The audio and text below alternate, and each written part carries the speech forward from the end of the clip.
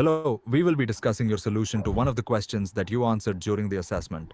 Can you explain how you approach the implementation of the queue using a linked list?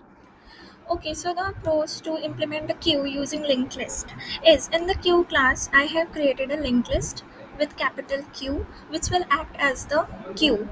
So, and to implement all the functions of queue like push, pop, front, and size, I have used the predefined function of the linked list. For example, if we have to push, so for push we need to add the elements to the last of the queue. So adding the element in the last of the queue, we have used the function add last of the linked list. And for pop Got it. function, You mentioned using and for pop the function, add last similarly method for for pushing elements. How similar about I did for all the I functions didn't like pop, front, and size. see. So, for the pop function, how did you ensure that you were removing the correct element from the front of the queue? I have used a function that is first I get the first element of the linked lists by using the function get first, and when I get that first element, then I stored it in any variable of int data type, and then remove the first value using remove first method of the linked list, and then return the value. That makes sense. Now, can you explain how you handle the size function? What method did you use to get the number of elements that's in the queue? So to get the size of the queue means getting the size of the linked list. And to get the size of the linked list, I have used the function get size of the linked list and stored it in the variable s of int data type and then return that int data type variable. Okay, I see. But just to clarify, did you check if the getSize method is a valid method for the linked list class in Java? Yes, it is a valid method in Java linked list class. I appreciate your confidence. However, just to double check, the standard Java linked list class that was syntax actually uses the size tpres method to get the number of elements. Did you consider that when implementing your getSize function? Just a second. Sure, you search over, take your time.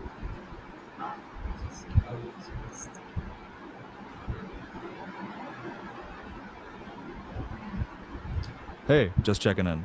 Are you still with me? Even linked list will you will give the size using the size method. It will return the same size that I required for my queue. Got it. So you use the size was method from the linked list class. That makes sense. Now, can you tell me how you handled any potential errors, like trying to pop from an empty queue?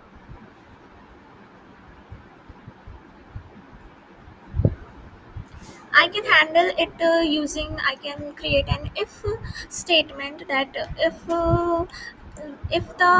the head of the linked list is null, it means that the queue is empty and the linked list is also empty. So in that case, I can return a statement that the queue is empty, so the pop statement cannot be performed. That's a good approach. So you would check if the queue is empty before attempting to pop. How would you implement that check in your code? I can implement that check in my code by adding if statement in the pop function. I will first write if if q was the linked list name, so q dot head is equals to null. Then I will print the statement using system dot out dot println that the queue is empty. Pop function That cannot be sounds performed. solid. Just to clarify, how would you handle the return type in that case? Would you return a specific value or throw an exception? I can return as a pop function must return an integer value. So in that case, I can return 0. Returning 0 is one way to handle it, but it might be confusing if 0 is a valid value in your queue. Have you thought about throwing an exception instead? Yeah, it would be great if I throw an exception instead, and in exception, in the catch block, I can write a statement that in that pop that queue is empty, so function so pop function cannot be performed. That's a great way to handle it. Throwing an exception provides clearer feedback. One last question. How would you test your queue implementation to ensure everything works as expected?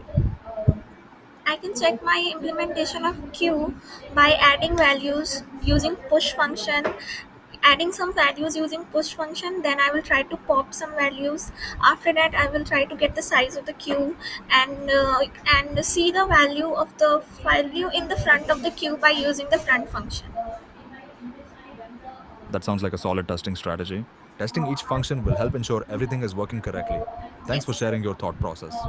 thank you. You're welcome.